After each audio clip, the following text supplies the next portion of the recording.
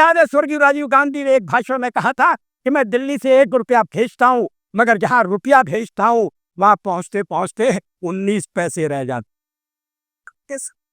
मैंने उनसे कहा कि ये चमत्कार कैसे होता है?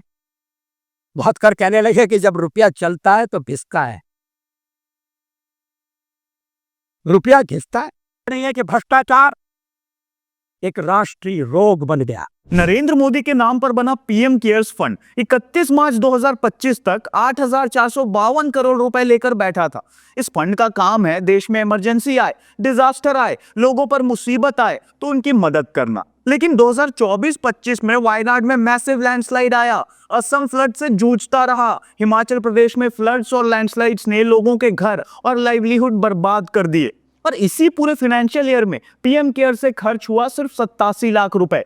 दूसरी तरफ करीब 7,847 करोड़ फिक्स डिपॉजिट्स में पड़े थे, जिनसे एक साल में 460 करोड़ से ज्यादा इंटरेस्ट आया। मतलब डिजास्टर्स आते रहे, नरेंद्र मोदी के इमरजेंसी फंड का बैंक बैलेंस बढ़ता रहा, लेकिन पूरे साल लोगों पर खर्च 1 करोड़ तक नहीं पहुंचा। और इस फंड के ऊपर कौन बैठा है ये भी समझ लीजिए। चेयरमैन नरेंद्र मोदी हैं, अमित शाह, राजनाथ सिंह और निर्मला सीतारमण इसके ट्रस्टीज हैं। इसलिए सवाल किसी अकाउंटेंट से नहीं, सीधे देश के सबसे पावरफुल पॉलिटिकल ऑफिसर्स से है।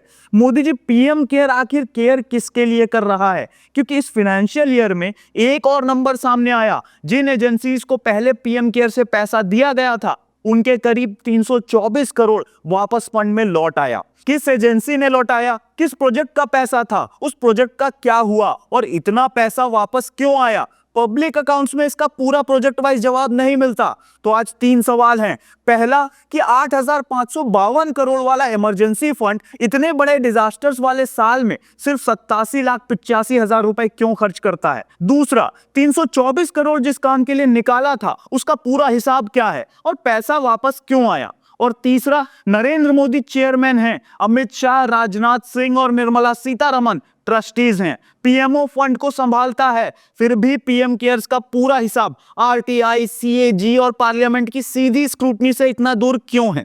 ये हमारी चोरी किया हुआ पैसा वापस आना चाहिए कि नहीं आना चाहिए? ये काला धन वापस आना चाहिए? ये चोर लुटेरों से एक एक रुपया वापस लेना चाहिए? इस रुपयों पर जनता का अधिकार है कि नहीं है? ये रुपया जनता के काम आना चाहिए। अब कहानी मार्च 2020 से समझिए। कोविड आया, देश क्राइसिस में था, उसी समय पीएम केयर्स बनाया गया। पूरा नाम prime minister citizen assistance and relief in emergency situations fund. India में prime minister national relief fund और नेशनल डिजास्टर रिस्पांस फंड पहले से मौजूद थे, लेकिन मोदी गवर्नमेंट ने नया फंड बनाया और पूरे देश से कंट्रीब्यूशन मांगा। प्रधानमंत्री नरेंद्र मोदी ने देश से दान की अपील की है। PM cares fund, PM care fund, PM cares fund, PM care fund. Government employees की सैलरीज से कंट्रीब्यूशंस गए, पीएसयूज ने पैसा दिया, कॉर्पोरेट्स ने पैसा दिया, सीएसआर का रास्ता खोला गया और फॉरेन डोनेशंस भी लिए गए। और कलेक्शन कितना बड़ा था इसका अंदाजा एक आरटीआई इन्वेस्टिगेशन से लगाइए। सिर्फ 101 पीएसयूज से मिले रिकॉर्ड्स में करीब 155 करोड़ एम्प्लॉयज की सैलरी से पीएम केयर्स में जाने की जानकारी सामने आई। अलग रिकॉर्ड में पब्लिक सेक्टर कंपनी से हजारों करोड़ के सीएसआर कंट्रीब्यूशंस की जानकारी आई। ओएनजीसी, इंडियन ऑयल, एनटीपीसी जैसी गवर्नमेंट कंट्रोल्ड कंपनीज इस ड्राइव का हिस्सा थी। यानी पैसा जुटाने के समय सिर्फ नरेंद्र मोदी की पर्सनल अपील नहीं चल रही थी, पूरा public sector ecosystem PM cares के पीछे खड़ा था। कॉर्पोरेट रूट भी तेजी से तैयार हुआ। कंपनीज पीएम केयर्स में कंट्रीब्यूशन करके उसे अपनी सीएसआर स्पेंडिंग में काउंट कर सकती थी। फॉरेन कंट्रीब्यूटर्स के लिए भी व्यवस्था बनाई गई। पैसा चाहिए था तो हर दरवाजा खुला था। पब्लिक से अपील, एम्प्लॉयज की salary, PSU contributions, corporate CSR और फॉरेन मनी सब पीएम केयर्स तक पहुंच सकते थे। कोविड के शुरुआती समय में फंड से बड़ी रकम निकली भी। वेंटिलेटर्स, वैक्सीन, ऑक्सीजन प्लांट्स और रिलीफ के दूसरे कामों के लिए हजारों करोड़ खर्च हुए। अवेलेबल अकाउंट के हिसाब से शुरुआती 2 फाइनेंशियल ईयर में करीब 8,000 करोड़ तक यूटिलाइजेशन हुआ। फिर पैंडेमिक के बाद स्पेंडिंग तेजी से गिर गई और फाइनेंशियल डिस्क्लोजर का पेस भी धीमा पड़ गया। FY 2022-23 के बाद स्टेटमेंट्स पब्लिक डोमेन में समय पर नहीं आए। फिर अगस्त 2026 में FY 23-24 और FY 24-25 के अकाउंट सामने आए। यानी इमरजेंसी फंड की लेटेस्ट फाइनेंशियल पिक्चर देखने के लिए पब्लिक को करीब 2 साल का इंतजार करना पड़ा। और जब अकाउंट्स आए तो एक तरफ 8,452 करोड़ का कॉर्पस था, दूसरी तरफ 24-25 में करीब 1,280 करोड़ रेसिपेंट्स भी थी। यानी फंड्स में पैसा आना बंद नहीं हुआ, फिक्स डिपॉजिट से इंटरेस्ट आ रहा था, कॉन्ट्रीब्यूशंस आ रहे थे और कॉर्पस बढ़ रहा था, लेकिन एक्सपेंडिचर 87,85,000। अब नरेंद्र मोदी और बाकी ट्रस्टीज एक चीज साफ बताएं, पीएम केयर्स का पैसा निकालना कब है? फंड का डिक्लेयर्ड पर्पस इमरजेंसीज और डिजास्टर है। 2024-25 में वायनाड हुआ, असम फ्लड्स हुए, हिमाचल में डिजास्टर आया, फिर भी एनुअल अकाउंट में कोई बड़ा डिजास्टर रिलीफ एक्सपेंडिचर दिखाई नहीं देता। तो ट्रस्टीज की मीटिंग में इन डिजास्टर्स पर क्या फैसला हुआ? किस स्टेट ने मदद मांगी? किस प्रपोजल को अप्रूव किया गया? किसे रिजेक्ट किया गया? और 8,452 करोड़ जमा होने के बाद भी पैसा बैंक में रखने का आधार क्या था? फंड फ्यूचर इमरजेंसीज के लिए रिजर्व बना रहा है तो रिजर्व की लिमिट भी पब्लिक होनी चाहिए। 8,452 करोड़ के बाद कितना? 10,000 करोड़, 15,000 करोड़? आखिर किस पॉइंट पर इमरजेंसी इतनी बड़ी मानी जाएगी कि नरेंद्र मोदी, अमित शाह, राजनाथ सिंह और निर्मला सीतारमन का बोर्ड पैसा निकालने पर फैसला करेगा? इमरजेंसी फंड का ट्रिगर जनता को पता होना चाहिए। अब 324 करोड़ रुपए पर आइए। 2024-25 में एजेंसीज के करीब 324 करोड़ रुपए वापस पीएम केयर्स में आया। यह पैसा पहले किसी अप्रूव्ड काम के लिए निकाला था, इसलिए अब पूरी चेन चाहिए। एजेंसी कौन थी? प्रोजेक्ट कौन सा था? कितना पैसा सैंक्शन हुआ? कितना इस्तेमाल हुआ? कितना काम पूरा हुआ? और बाकी पैसे वापस क्यों आए? ये सवाल खास तौर पर इसलिए जरूरी है क्योंकि कोविड के दौरान पीएम केयर्स ने 50,000 मेड इन इंडिया वेंटिलेटर्स खरीदने के लिए बड़ी रकम दी थी। बाद में वेंटिलेटर्स और मेडिकल इक्विपमेंट्स की क्वालिटी, यूटिलाइजेशन और हॉस्पिटल्स में उनके इस्तेमाल को लेकर अलग अलग रिपोर्ट से सवाल उठे। पहले के अकाउंट्स में वेंटिलेटर्स प्रोक्योरमेंट से रिफंड्स का रिकॉर्ड भी सामने आया था। यानी रिफंड का मतलब सिर्फ पैसे का वापस बैंक में आना नहीं, उसके पीछे किसी प्रोजेक्ट की परफॉर्मेंस भी जुड़ी होती है। यही सीएजी की भूमिका समझिए। किसी फाइनेंशियल स्टेटमेंट में लिखा हो कि वेंटिलेटर्स के लिए पैसा ट्रांसफर हो गया तो ट्रांजैक्शन रिकॉर्ड कंप्लीट हो गया, लेकिन पब्लिक को जानना है कि वेंटिलेटर्स हॉस्पिटल तक पहुंचे या नहीं, इंस्टॉल हुए या नहीं, चले या नहीं, डॉक्टर्स ने इस्तेमाल किया या मशीन स्टोर्स में पड़ी रही, पैसा खर्च होने के बाद काम हुआ कितना, यही परफॉर्मेंस ऑडिट का असली सवाल है। लेकिन पीएम केयर्स का सीएजी ऑडिट नहीं होता। 2020 में मामला सुप्रीम कोर्ट तक गया था। मांग हुई कि पीएम केयर्स का पैसा नेशनल डिजास्टर रिस्पांस फंड में ट्रांसफर किया जाए और सीएजी स्क्रूटनी हो। सुप्रीम कोर्ट ने ट्रांसफर की मांग स्वीकार नहीं की और पीएम केयर्स अपनी अलग ट्रस्ट स्ट्रक्चर में चलता रहा। फंड्स का ऑडिट इंडिपेंडेंट चार्टर्ड अकाउंटेंट्स करते हैं और इसी वजह से आज 8,452 करोड़ वाले पीएम केयर्स पर ऐसी सीएजी परफॉर्मेंस रिपोर्ट नहीं है जिसे पार्लियामेंट के सामने रखकर प्रोजेक्ट बाय प्रोजेक्ट पूछा जा सके कि पैसा गया कहां और आउटकम क्या निकला। एनुअल स्टेटमेंट आपको ओपनिंग बैलेंस बता देता है, डोनेशंस बता देता है, इंटरेस्ट बता देता है, एक्सपेंडिचर बता देता है, रिफंड बता देता है और क्लोजिंग बैलेंस बता देता है। लेकिन जनता को सिर्फ टोटल्स नहीं चाहिए।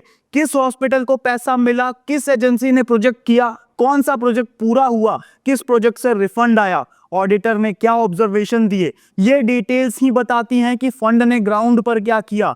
और फिर आता है PM cares for children. Covid में जिन बच्चों ने पेरेंट्स खो दिए उनके लिए एनुअल स्कॉलरशिप 20,000 रुपए रखी गई थी। अवेलेबल डेटा में 2024-25 के लिए 3,383 बेनिफिशरीज का फिगर सामने आता है। 20,000 के हिसाब से सिर्फ एनुअल सब्सक्रिप्शन करीब 6 करोड़ 76 लाख रुपए बनती है। लेकिन पीएम केयर्स के अवेलेबल अकाउंट में चिल्ड्रन स्कीम से जुड़ा रिलीज 87,85,000 रुपए दिखाता है। तो पूरा पेमेंट ट्रेल कहां है? किस मिनिस्ट्री ने कितना दिया, पीएम केयर्स से कितना गया, बाकी अमाउंट किस अकाउंट से आया, कितने बच्चों को पूरा पैसा मिला। गवर्नमेंट के पास बेनिफिशरीज का नंबर भी है और पेमेंट्स का रिकॉर्ड भी। फिर एनुअल फाइनेंशियल स्टेटमेंट पढ़कर दोनों नंबर सीधे कनेक्ट क्यों नहीं होते?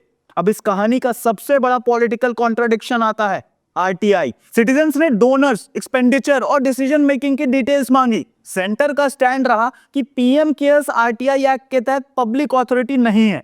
अब आप खुद पिक्चर देखिए। चेयरमैन नरेंद्र मोदी, ट्रस्टीज अमित शाह, राजनाथ सिंह और Nirmala Sitharaman. PMO administrative support देता है, गवर्नमेंट एम्प्लॉयज ने कंट्रीब्यूशन दिया, पीएसयूज ने पैसा दिया, कॉर्पोरेट सीएसआर आया, लेकिन सिटीजन डिटेल्ड इंफॉर्मेशन मांगे तो फंड पब्लिक ऑथोरिटी नहीं है। कलेक्शन के समय पूरा पब्लिक इकोसिस्टम, अकाउंटेबिलिटी के समय प्राइवेट ट्रस्ट। और पार्लियामेंट में तस्वीर और भी साफ हो जाती है। पीएम केयर्स वॉलेंट्री कंट्रीब्यूशन से चलता है और कंसोलिडेटेड फंड ऑफ इंडिया से पैसा नहीं लेता। इसी आधार पर पीएमओ ने लोकसभा सेक्रेटेरिएट को कहा कि पीएम केयर्स पर क्वेश्चन को गवर्नमेंट ऑफ इंडिया की प्राइमरी रिस्पॉन्सिबिलिटी वाला मैटर नहीं माना जाए।